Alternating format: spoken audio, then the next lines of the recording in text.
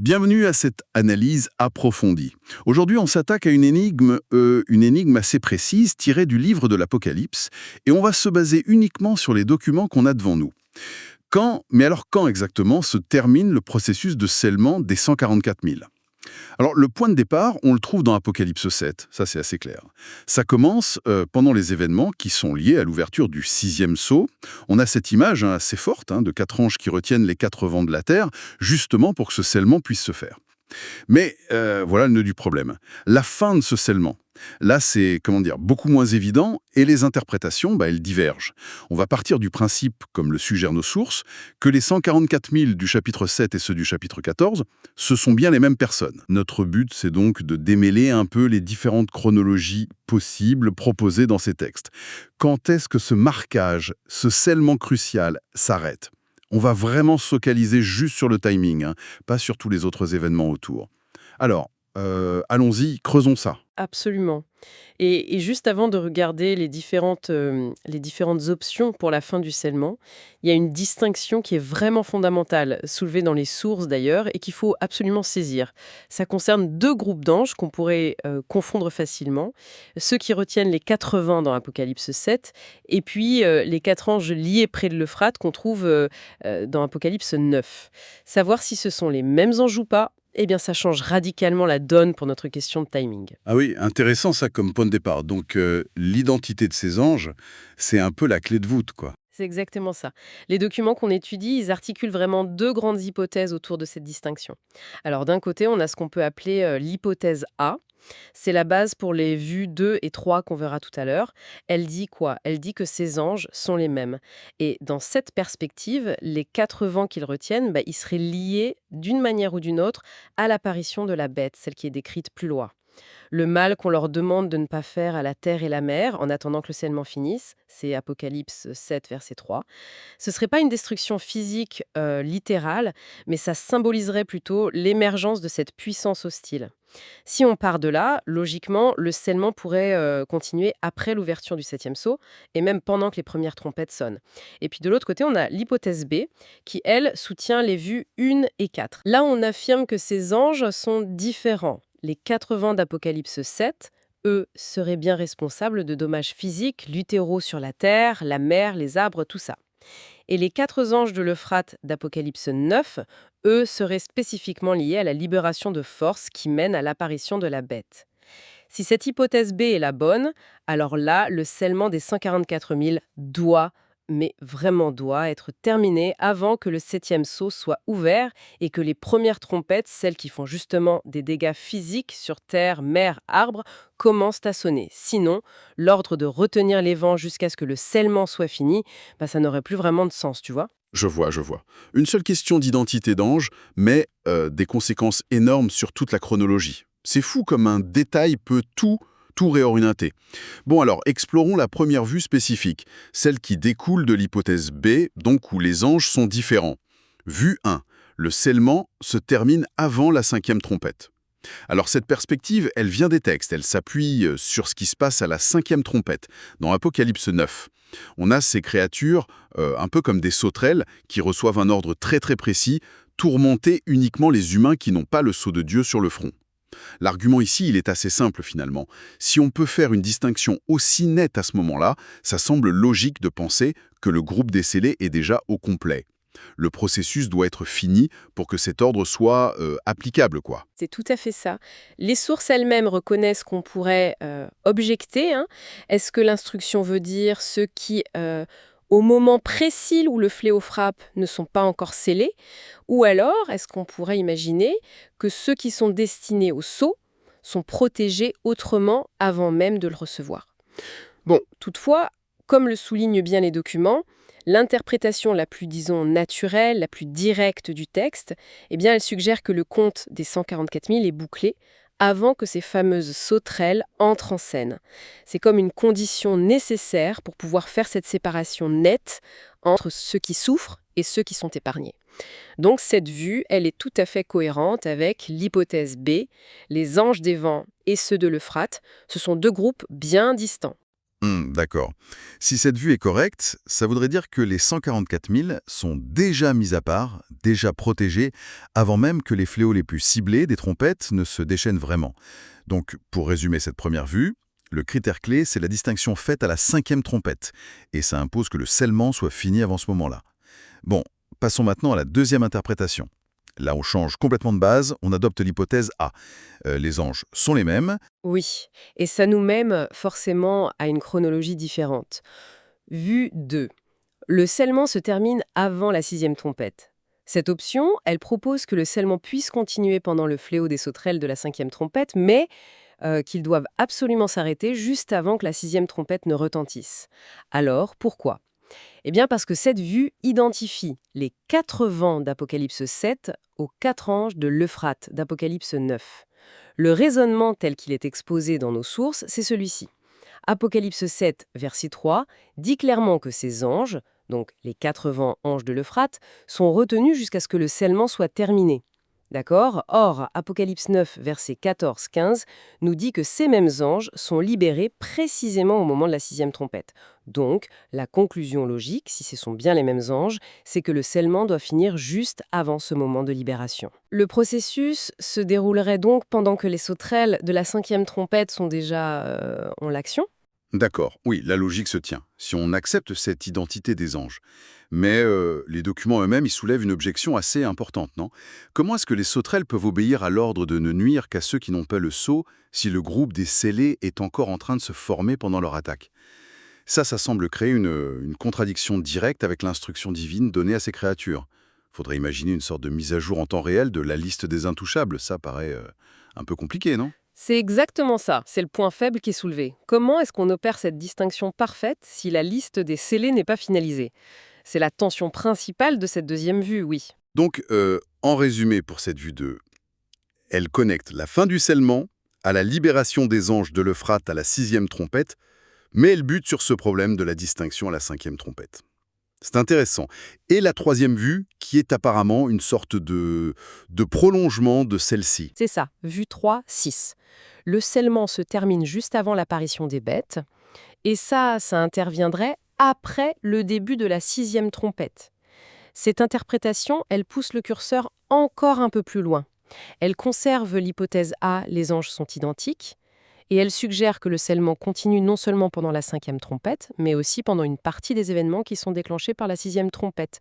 Il s'achèverait vraiment in extremis, juste avant que les fameuses bêtes, celles décrites en détail dans Apocalypse 13, n'entrent vraiment en scène. Dans cette lecture des sources, la 6e trompette libère les anges de l'Euphrate, ce qui provoque une hécatombe, la mort d'un tiers de l'humanité, et le scellement des 144 000 se terminerait au milieu de tout ce chaos, juste avant l'étape suivante, l'arrivée des bêtes. Ici, le mal qui est retenu en Apocalypse 7.3, ne faites point de mal, serait interprété de façon très spécifique comme étant l'arrivée de la bête elle-même, et pas forcément les fléaux juste avant. Oui, mais là, les objections semblent s'accumuler un peu, d'après ce que disent les textes. On retrouve le même problème que pour la vue 2, avec les sauterelles. Comment faire la distinction scellée-non scellée pendant la 5e trompette si le processus n'est pas terminé?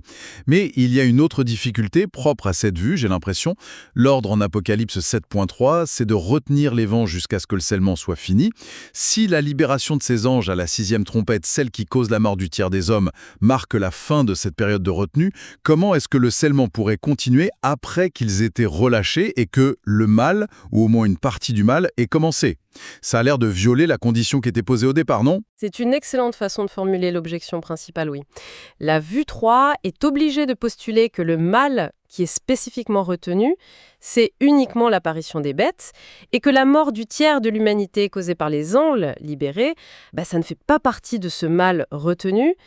Ça demande une interprétation assez fine, et ça soulève des questions sur la cohérence de la séquence. L'ordre de retenir est levé, mais le scellement, lui, continue quand même. C'est un peu ça la question. D'accord. Donc pour résumer la vue 3, elle repousse la fin du scellement vraiment au dernier moment, juste avant les bêtes, mais elle hérite des problèmes de la vue 2 et elle ajoute cette question sur la poursuite du scellement après la fin de la retenue. Bon, explorons maintenant la dernière perspective, la vue 4, qui nous ramène à l'hypothèse B. Les anges sont différents. En effet, Vue 4, le scellement se termine avant l'ouverture du 7e sceau. Alors là, cette vue propose une chronologie radicalement différente, justement parce qu'elle repose sur l'idée que les anges d'Apocalypse 7 et 9 sont distincts. La prémisse clé, ici, c'est 1. Les 4 vents d'Apocalypse 7, ceux qui menacent la terre, la mer et les arbres, littéralement, ce ne sont pas les mêmes que les 4 anges de l'Euphrate d'Apocalypse 9, qui eux sont liés à des événements plutôt guerriers et potentiellement à la bête. Du coup, la séquence temporelle proposée, c'est la suivante. 1. Le 6e sceau est ouvert, Apocalypse 6. On a les grands bouleversements cosmiques. Du coup, la séquence temporelle proposée, c'est la suivante. 2. Les 4 vents littéraux, ceux d'Apocalypse 7, sont retenus spécifiquement pour permettre le scellement. Le scellement des 144 000 est entièrement complété pendant cette pause, toujours sous le 6e sceau. 4. Et c'est seulement après que le scellement est complet que l'agneau ouvre le 7e sceau. Apocalypse 8, 1. Là, il y a un silence, puis les 7 anges reçoivent les 7 trompettes. 5. Quand les premières trompettes se mettent à sonner, Apocalypse 8, 7 et suivants, elles causent des dégâts à la terre, aux arbres, à la mer, ce qui, dans cette optique, signifie que les 4 vents d'Apocalypse 7 sont maintenant relâchés. Pourquoi ? Précisément parce que le scellement est terminé. La condition de leur retenue, jusqu'à ce que, elle est remplie. Et les sources qui soutiennent cette vue, elles y ajoutent souvent un lien théologique qui est important pour elles, l'achèvement du scellement des 144 000, qui sont vus comme les dernières prémices de la récolte humaine, serait le signal qui déclenche les préparatifs dans le ciel pour l'expiation finale. C'est symbolisé par l'encens offert sur l'autel d'or juste après l'ouverture du 7e sceau. On voit ça en Apocalypse 8, 3, 5. Ces préparatifs commenceraient dès que ce groupe spécial est au complet et scellé. Ah oui, là c'est une chronologie qui est vraiment très différente. Ça place la fin du scellement beaucoup plus tôt que les vues 2 et 3. Mais les documents qu'on examine, ils soulèvent une objection majeure, une sorte de casse-tête narratif pour cette vue 4. Si le scellement est terminé avant même l'ouverture du 7e sceau, qu'est-ce qu'ils font les 144 000 pendant toute la durée des premières trompettes, disons entre la première et la 6e? Surtout que l'épisode où Jean, qui, selon certaines interprétations liées à cette vue, représente justement les 144 000 où les 2 témoins mangent le fameux petit livre en Apocalypse 10, un acte qui est souvent vu comme ce qui leur donne leur pouvoir et leur mission prophétique, eh bien cet épisode il est raconté après la 6e trompette. Si manger le livre, c'est lié au fait d'être scellé ou à la mission qui en découle, pourquoi est-ce que ça apparaît si tard dans le récit si le scellement lui-même est fini depuis bien longtemps? C'est effectivement le nœud du problème pour cette vue, tout à fait. Et les sources, elles proposent une réponse qui, en fait, repose sur la distinction entre le moment où un événement a lieu, la chronologie réelle, quoi, et le moment où l'auteur choisit de le raconter, la structure narrative du livre. L'argument, c'est le suivant.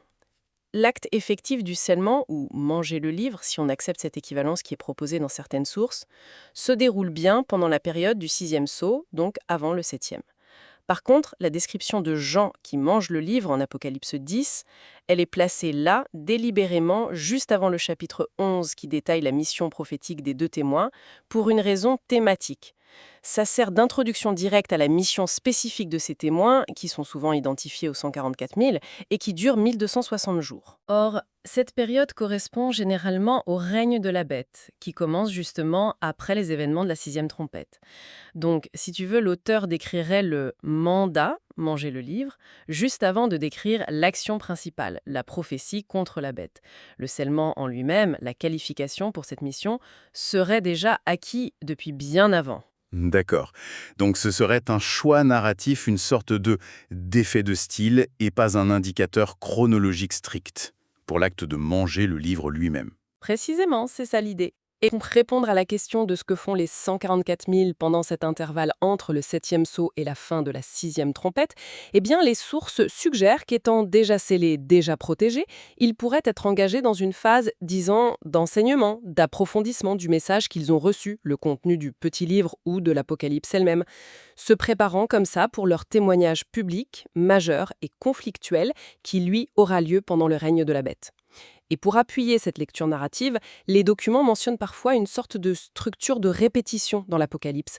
La scène du scellement au chapitre 7 serait une première présentation du groupe, et la scène du livre mangé au chapitre 10 en serait une seconde, mais focalisée sur leur mission prophétique à venir.